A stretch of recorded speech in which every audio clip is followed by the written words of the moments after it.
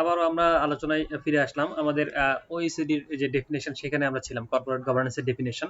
So OECD definition যেটা আমরা দেখলাম, সেখানে যেটা ছিল যে কর্পোরেট গভর্নেন্স বলতে বোঝানো হচ্ছে এটা একটা রিলেশনশিপ, এটা একটা সম্পর্ক বোঝানো হচ্ছে। সম্পর্কটা হলো যে কোম্পানির management, board of director, share holder এবং আদার স্টেক হোল্ডারের মধ্যে যে সম্পর্ক সেটা। সো কর্পোরেট গভর্নেন্স এটা হলো যে এটা বলছে যে এটা একটা structure through which the objective of the company are set. এই একটা স্ট্রাকচার যে কারা কোম্পানির অবজেক্টিভ সেট করবে, কিভাবে সেট করবে, এবং কিভাবে কোম্পানির সেই অবজেক্টিভটা আমরা অ্যাটেইন করব, কিভাবে সেটা মনিটর করব পারফরমেন্স, যে আমরা যে অবজেক্টিভটা কোম্পানির সেট করা হয়েছে সেই অবজেক্টিভটা কিভাবে অ্যাটেইন করা হলো, এটা কতটুকু আমরা অ্যাটেইন করতে পারলাম, এটা এটা এটা মনিটর করা, এটাকে আমরা পারফরমেন্স ডিটারমিনেশন করা। সো এটাই হচ্ছে মূলত কর্পোরেট গভর্নেন্স। অর্থাৎ এটা একটা সম্পর্ক, এটা কর্পোরেট গভর্নেন্স মানে হচ্ছে এটা একটা রিলেশনশিপ, এটা relationship between different stakeholder, board of director, management, shareholder এবং আদার যারা আছে তাদের মধ্যে এটা একটা সম্পর্ক। আর আমরা আগেই বলে এসেছি যে যেখানে একটা সম্পর্ক তৈরি হয়ে যায় সেখানে কিছু রাইট রেসপন্সিবিলিটি তৈরি হয়ে যায়। সো কিছু অধিকারও এখানে তৈরি হয়ে যায়, রাইট এবং রেসপন্সিবিলিটি তৈরি হয়ে যায়। এবং এই রাইট এবং রেসপন্সিবিলিটি এটা কর্পোরেট গভর্নেন্সের মাধ্যমেই তৈরি হয়। এবং এখানে কর্পোরেশন গভর্নেন্সের যে মেকানিজমের মাধ্যমে কোম্পানির অবজেক্টিভ সেট করা হয়, এবং কোম্পানির অবজেক্টিভ সেট করার পরে কোম্পানির অবজেক্টিভটা কতটুকু অ্যাটেইন হলো সেটাও পারফরমেন্স ডিটারমাইন করা হয়, যে কোম্পানি আমরা যে অবজেক্টিভ সেট করলাম এটা কি আসলে অ্যাটেইন করা সম্ভব হচ্ছে কি হচ্ছে না। আবার অন্যদিকে যদি আমরা চিন্তা করি, কর্পোরেট গভর্নেন্সের আরো একটা ডেফিনেশন যদি আমরা দেখি, সেটা হচ্ছে যে corporate governance is the accountability to the provider of capital. Bruce weber উনি যে ডেফিনেশনটা দিয়েছেন যে এটা হচ্ছে কর্পোরেট গভর্নেন্স হচ্ছে অ্যাকাউন্টেবিলিটি, অ্যাকাউন্টেবল থাকা, কার কাছে দায়ী থাকা, অ্যাকাউন্টেবল থাকা, to the provider of capital, যারা ক্যাপিটাল কোম্পানিকে দিচ্ছে তাদের কাছে অ্যাকাউন্টেবল থাকা। সো এটাও একটা ডেফিনেশন যে বোর্ড অফ ডিরেক্টর, ম্যানেজমেন্ট তারা অ্যাকাউন্টেবল থাকবে, তারা দায়ী, তাদের কাজের জন্য রেসপন্সিবল থাকবে টু দা ক্যাপিটাল প্রোভাইডার, যারা ক্যাপিটাল দিচ্ছে। কারণ যারা ক্যাপিটাল দিচ্ছে তারাই মূলত কোম্পানির মেইন স্টেক হোল্ডার, আমরা তাদেরকে বলতে পারি। সুতরাং তাদের কাছে অ্যাকাউন্টেবল থাকা, যে তোমার টাকা নিয়ে আমি কাজ করছি, আমি তোমার ব্যবসা দেখছি, সুতরাং তোমার টাকার কিভাবে খরচ হচ্ছে, কোথায় যাচ্ছে না যাচ্ছে সেটা দেখার দায়িত্ব আমার, যেহেতু আমি হলো যে একটা এজেন্ট হিসাবে কাজ করি। সো এটাকে বলছি আমরা কর্পোরেট গভর্নেন্সের এটা আর একটা ডেফিনেশন। তো এখান থেকে যে আমরা যে এতক্ষণ ধরে যে আলোচনা বা ডেফিনেশন গুলো দেখলাম কর্পোরেট গভর্নেন্সের, এখান থেকে আমরা দেখতে পাচ্ছি যে কর্পোরেট গভর্নেন্সকে আসলে আমরা দুই ভাবে আসলে দেখতে পারি। কর্পোরেট গভর্নেন্সের যে ডেফিনেশনটা, অর্থাৎ কর্পোরেট গভর্নেন্সের ন্যারো ভাবে আমরা দেখতে পারি অথবা ব্রড ভাবেও দেখতে পারি কর্পোরেট গভর্নেন্স আমরা বলতে কি বুঝি। সো আমরা একটু আগে যে ডেফিনেশনটা দেখলাম সেটার কথা যদি মনে করি, যে being accountable to the capital provider. So narrow perception হচ্ছে কর্পোরেট গভর্নেন্সের যে ন্যারো পারসেপশন, সেটা হচ্ছে যে মূলত কর্পোরেট গভর্নেন্স যেহেতু ফান্ড প্রোভাইডার হচ্ছে মূলত শেয়ার হোল্ডার, সুতরাং to conduct business according to the shareholder desire, shareholder যেভাবে চাচ্ছে, কোম্পানির মালিক যেহেতু তারাই, সুতরাং তারা যেভাবে চাচ্ছে সেভাবে কোম্পানি চালানো হয়। Board of director, management company চালাবে, সেটা তারা শেয়ার হোল্ডার যেভাবে চাচ্ছে সেভাবে বোর্ড অফ ডিরেক্টর এবং ম্যানেজমেন্ট কোম্পানি যেন চালায় সেটাকে এনশিওর করা, এটাই হচ্ছে কর্পোরেট গভর্নেন্স। এবং এটা only things about the relationship between the company management আর board of director and shareholder, এই দুই পার্টির যে রিলেশনশিপ এটাকে কনসিডার করা হচ্ছে, এবং কোম্পানির সঙ্গে যে আরো যারা স্টেক হোল্ডার জড়িত তাদেরকে এখানে কনসিডার করা হচ্ছে না। সো এটাকে আমরা বলছি narrow perspective of corporate governance. আবার যদি আমরা ব্রড পার্সপেক্টিভ থেকে দেখি, যে ব্রড পার্সপেক্টিভ মূলত এটা ওয়ার্ল্ড ব্যাংক বা ওইসিডি যে ডেফিনেশন এখান থেকে আমরা পাচ্ছি, যে এটা ওয়ার্ল্ড ব্যাংকের ডেফিনেশন বা ওইসিডি ডেফিনেশনটা হচ্ছে মূলত ব্রডার পার্সপেক্টিভ। সেখানে নট অনলি শেয়ার হোল্ডার বা তাদের কথা ভাবা হয়েছে তা না, এখানে আরো অন্য যারা স্টেক হোল্ডার তাদের কথা ভাবা হচ্ছে। তো এখানে বলছে ব্রড পারসেপশনটা কি, governing the relationship between manager and stakeholder. এখানে বলছে কোম্পানি যারা ম্যানেজ করে তাদের সঙ্গে এবং কোম্পানির আরো যারা স্টেক হোল্ডার সবার সঙ্গে যে রিলেশনশিপ এটাকে গভর্ন করা, এটা দেখা, অর্থাৎ সবার কথা ভাবা, সহজ কথায় যদি আমরা বলি। কোম্পানির যারা শেয়ার হোল্ডার, কোম্পানির এমপ্লয়ি, কাস্টমার, কম্পিটিটর, গভর্নমেন্ট, আরো যারা সব স্টেক হোল্ডার আছে কোম্পানি, সবার কথা ভাবা, এটা হচ্ছে ব্রড পার্সপেক্টিভে কর্পোরেট গভর্নেন্স। সো অনলি যারা ফান্ড প্রোভাইডার তাদের কথা ভেবে যে কোম্পানি আমরা পরিচালনা করব তা না, আমরা এই যারা ফান্ড প্রোভাইডার তাদের মুনাফা বাড়াতে যে যেন আবার দেশের ক্ষতি না হয়ে যায়, সবার ওয়েলফেয়ার যেন আমরা নষ্ট না করি, সেটা আমাকে চিন্তা করতে হবে। এটা হচ্ছে ব্রড পার্সপেক্টিভ থেকে কর্পোরেট গভর্নেন্সের ডেফিনেশন। সো এটা বলছে যে emphasise on the welfare of the stakeholder, সবার কথা ভাবছে, আসলে সবার যেন ওয়েলফেয়ার হয় সেটা ভাবছে, শুধু অনলি ক্যাপিটাল প্রোভাইডারের কথা ভাববো তা না। এই ব্রড পার্সপেক্টিভ থেকে যদি আমরা চিন্তা করি কর্পোরেট গভর্নেন্স, তাহলে মূল পার্থক্যটা কোথায়? মূলত ন্যারো পার্সপেক্টিভ থেকে যদি আমরা চিন্তা করি যে শেয়ার হোল্ডারদের ওয়েলথ ম্যাক্সিমাইজেশনের কথা শুধু ভাবা হয়, আর ব্রড পার্সপেক্টিভ থেকে যে welfare of the stakeholder and society as a whole, গোটা সমাজের ভালো ওয়েলফেয়ারের কথা চিন্তা করা হয় ব্রডার পার্সপেক্টিভ থেকে যদি আমরা চিন্তা করি। তো ব্রডার পার্সপেক্টিভ থেকে কর্পোরেট গভর্নেন্স হচ্ছে সবার কথা ভাবা, সবার ওয়েলফেয়ার এনশিওর করা একটা মেকানিজমের মাধ্যমে। আচ্ছা, এরপরে যেটা আমরা দেখবো যে কর্পোরেট গভর্নেন্সের ক্ষেত্রে কিছু কর্পোরেট গভর্নেন্সের পিলার আছে, আসলে 4টা পিলার বলা হয়ে থাকে এখানে। Accountability, fairness, transparency and independence. আসলে পিলার হচ্ছে এমন একটা ব্যাপার যার উপরে মূলত আসলে বিল্ডিংটার কতটুকু মজবুত হবে এটা এটা এটা এনশিওর করা হয়। সো কর্পোরেট গভর্নেন্সের ক্ষেত্রেও এই 4টা পিলার আছে। সো এই 4টা পিলার যদি এনশিওর করা হয়ে থাকে তাহলে অবশ্যই good governance will be come out, এটা কোনো এতে কোনো সন্দেহ নাই। সো আমরা একটু দেখে আসি যে কর্পোরেট গভর্নেন্সের আসলে যে এই 4টা পিলার আমরা কি বলতে কি বোঝাচ্ছি। সো প্রথম যে পিলারটা হচ্ছে কর্পোরেট গভর্নেন্স, সেটা হচ্ছে অ্যাকাউন্টেবিলিটি। সো অ্যাকাউন্টেবিলিটি মানে হচ্ছে যে দায়বদ্ধতা, being accountable for someone on action. তো আমার যে কাজ, আমার কাজের জন্য আমি যেমন ক্রেডিট নিব, আমি কাজের জন্য ভালো কিছু করলে যেমন সুনামও নিব, এবং খারাপ কাজ করলে সেটারও দায় আমাকে নিতে হবে। সেটাকে বলা হচ্ছে accountable. But in our society আসলে আমরা যেটা দেখি যে সবাই ভালো কাজ করলে বাহবা নেয়, কিন্তু কেউ যদি খারাপ কোনো কিছু করে সেটার দায়িত্ব নিতে চায় না, বা তখন তারা এড়াই যায় যে এই দায়িত্ব ওনার ছিল, এই দায়িত্ব ওনার ছিল, এরকম একটা ব্যাপার। সো এটা একটা প্রবলেম যে অ্যাকাউন্টেবিলিটি এনশিওর করতে হবে কর্পোরেট গভর্নেন্সটাকে, গুড গভর্নেন্সের জন্য। এরপরে যেটা সেটা হচ্ছে ফেয়ারনেস। ফেয়ারনেস মানে হচ্ছে যে সবাইকে সমানভাবে দেখা, সব শেয়ার হোল্ডার, মেজরিটি মাইনরিটি যারা আছে সবাইকে সমানভাবে দেখা, কাউকে ক্ষতিগ্রস্ত করা না, কাউকে সুবিধা দেওয়া না, স্পেশাল কোনো সুবিধা দেওয়া না, সেটা এনশিওর করা। এরপর হচ্ছে ট্রান্সপারেন্সি। ট্রান্সপারেন্সি এটা একটা বড় একটা ফ্যাক্টর। আমরা হয়তো অনেক আমরা দেখি যে বাস্তব জীবনে বিভিন্ন প্রতিষ্ঠানে যে অনেক বড় বড় সিদ্ধান্ত হয়ে যায়, কিন্তু আসলে সিদ্ধান্তটা মানুষ জানেই না কিভাবে হইলো, কখন এটা বাস্তবায়িত হইলো। সো এটা একটা ব্যাপার যে কর্পোরেশনের ক্ষেত্রে, কর্পোরেট ডিসিশনের ক্ষেত্রে ট্রান্সপারেন্ট থাকতে হবে। যে কোনো সিদ্ধান্ত নিলে যেটা সিদ্ধান্তটা যদি সবাই জানতে পারে যেভাবে সিদ্ধান্ত হইলো, এটা হইলো, বা এই সিদ্ধান্ত আমরা নিলাম এই কারণে নিলাম, এই বিষয়টা যদি খোলাসা করা হয়, তখন ব্যাড ডিসিশন নেওয়া যায় না, বা কর্পোরেশনের যে মিসম্যানেজমেন্ট, কর্পোরেটের যে অ্যাসেট, এটাকে মিস অ্যাপ্রোপ্রিয়েশন এটা করা তখন কঠিন হয়ে যায় যদি সিদ্ধান্তটা ট্রান্সপারেন্ট হইতে হয়। আর যদি গোপনে অনেক কিছু হয়ে যায় যেটা হয়তো অনেকেই জানে না, সেক্ষেত্রে খারাপ কিছু হওয়ার সম্ভাবনা অনেক বেশি। তো এটাই বলছে যে ট্রান্সপারেন্সি থাকতে হবে সব জায়গায়। আর একটা হচ্ছে ইন্ডিপেন্ডেন্স।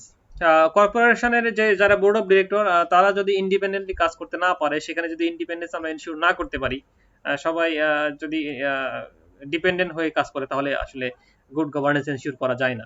সো এই জন্য বোর্ড অফ ডিরেক্টর যারা কাজ করবে তাদেরকে ইন্ডিপেন্ডেন্স এনশিওর করতে হবে, তারা যেন স্বাধীনভাবে কাজ করতে পারে, কোনো যেন প্রভাব বা ইনফ্লুয়েন্সে তারা অন্য বাজে কোনো সিদ্ধান্ত নেয় নাই। সো এটাও একটা ফ্যাক্টর। সো এই 4টাই হচ্ছে কর্পোরেট গভর্নেন্সের মূলত পিলার, আমরা এদেরকে পিলার বলে থাকি। আচ্ছা, এরপরে যেটা আমরা দেখবো কয়েকটা আসলে কর্পোরেট গভর্নেন্সের আসলে এটা 2000 সাল বা 1990 সালের পর থেকে মূলত এটার একটু একটু বিশেষ করে 2000 সালের পর থেকে এটার আসলে মূলত এটা আসে। সো কর্পোরেট গভর্নেন্সের যে এটা আসলে আমেরিকাতে একটা সময় 2000 সালের যে সময়টা আশপাশে, সো এখানে আসলে এটাকে বলা হয় যে হল অফ শেম, বা এই সময়টাতে অনেকগুলো বড় বড় ফ্রড হয়ে যায়। সো এই ফ্রড গুলাকে আসলে যেহেতু বড় বড় ফ্রড হচ্ছে, বিভিন্ন কোম্পানি ফ্রড করছে, বিভিন্ন কোম্পানির ম্যানেজমেন্ট বা ওনার যারা আছে ফ্রড করলো। তো এটাকে আসলে মিনিমাইজ করার জন্য কর্পোরেট গভর্নেন্সের ওই আইডিয়াটা তৈরি হয়ে যায়। সো আমরা একটু কয়েকটা ফ্রডের কথা দেখি এবং ফ্রডের রেজাল্টগুলো আমরা দেখি কিভাবে ফ্রড তারা করেছে। যেমন এডেলফিয়া কমিউনিকেশন, এই কোম্পানিটা কি করেছিল যে misappropriation of firm asset by executive for personal use. ফার্মের অ্যাসেট যারা এক্সিকিউটিভ কোম্পানির ছিল তারা ব্যক্তিগত কাজে ব্যবহার করেছে। একটা প্রতিষ্ঠানের, একটা কোম্পানির অ্যাসেট তারা এক্সিকিউটিভ যারা ছিল, কোম্পানির যারা টপ ম্যানেজমেন্ট ছিল, তারা নিজের পার্সোনাল ইউজে ব্যবহার করেছে। এবং 2.3 বিলিয়ন অফ লোন এটা তারা লুকাই রাখছে, কনসিল করে রাখছে, to cover losses by the founder and the family member. Company যারা তৈরি করেছিল, যারা ফাউন্ডার, তাদের যে লসটা এটাকে কভার আপ করার জন্য।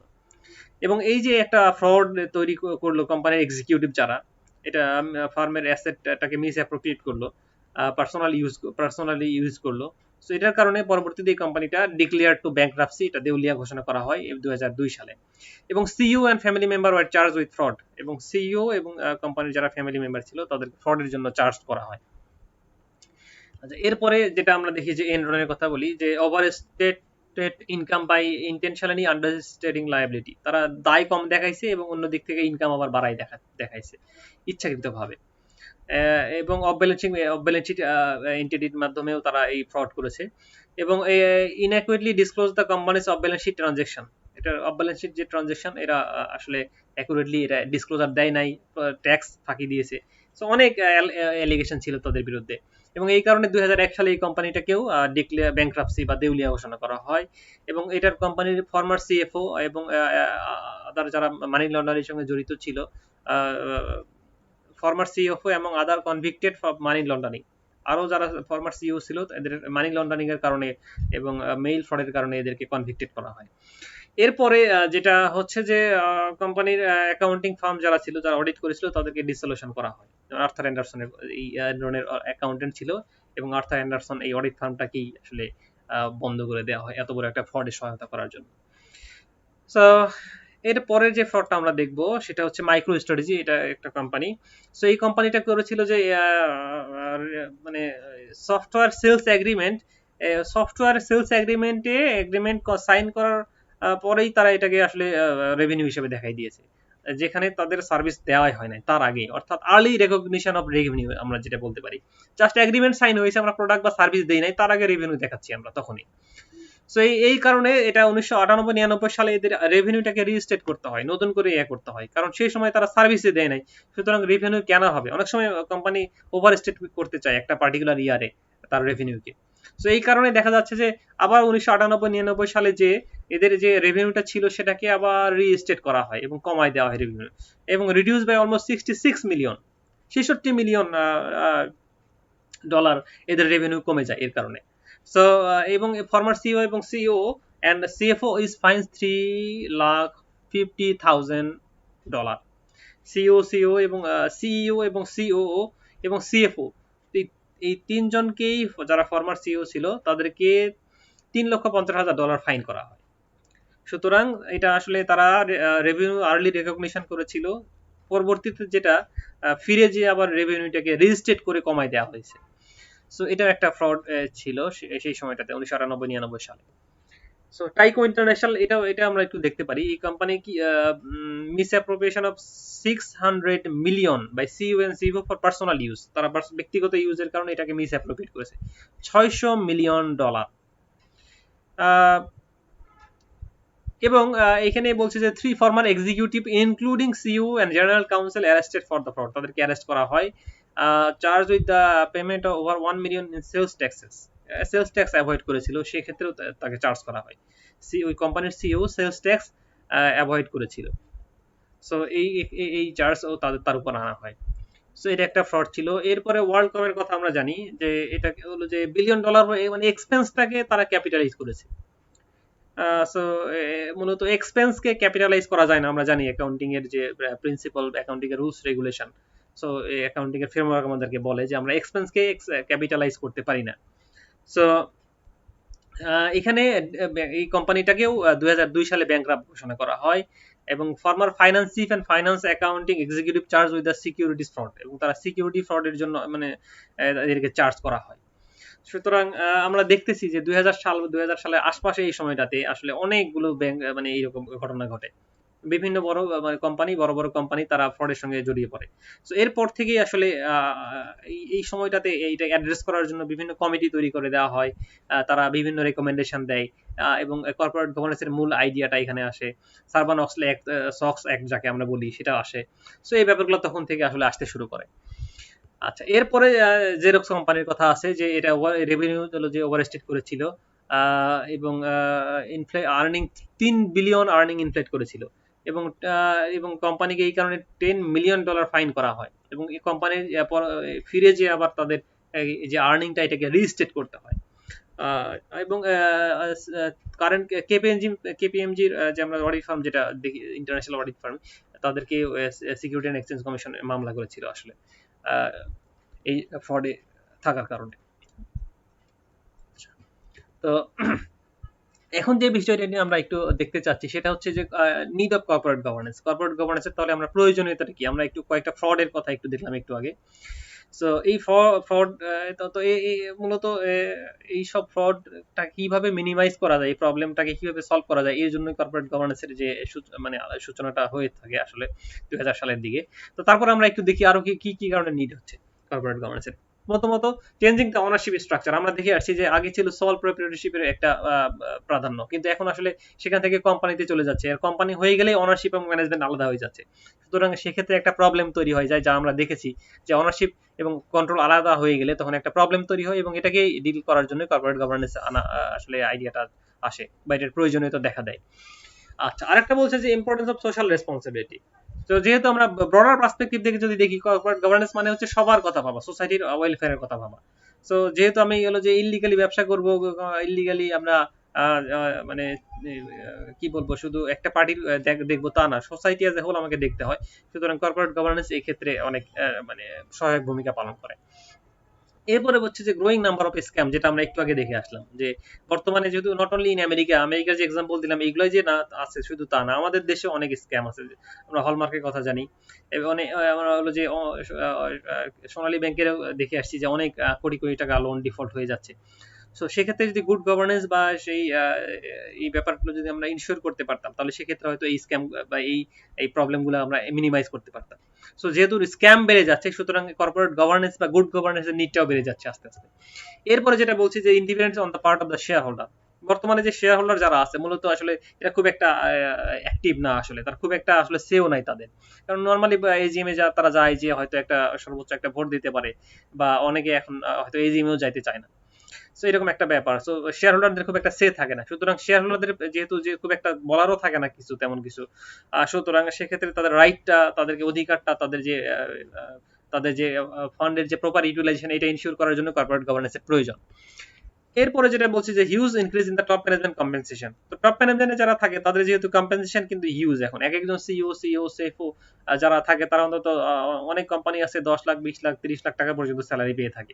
সুতরাং তারা যেহেতু হিউজ কম্পেনসেশন পাচ্ছে, সুতরাং তাদের কাছ থেকে এক্সপেকটেশনটাও সেরকম যে তোমরা যেহেতু এত টাকা বেতন পাচ্ছ, সুতরাং কোম্পানির জন্য তোমরা কি করছো, মালিকের জন্য কি করছো, এটা তোমাদের এনশিওর করতে হবে। সো এটা একটা ব্যাপার কর্পোরেট গভর্নেন্সের নিডের ক্ষেত্রে।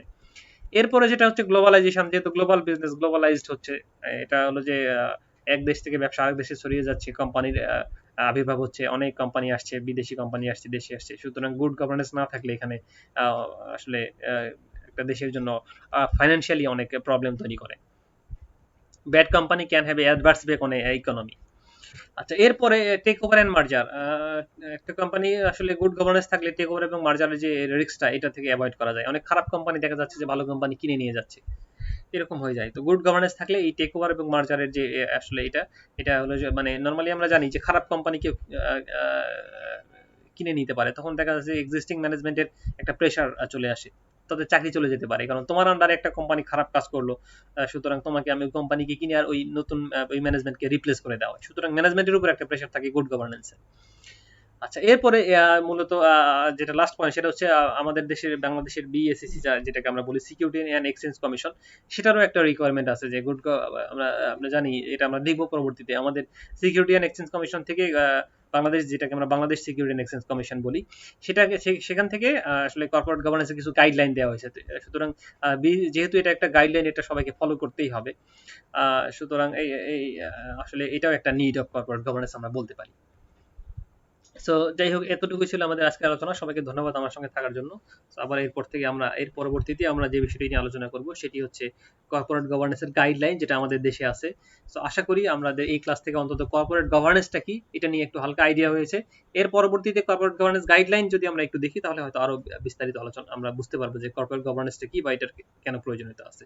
ধন্যবাদ সবাইকে।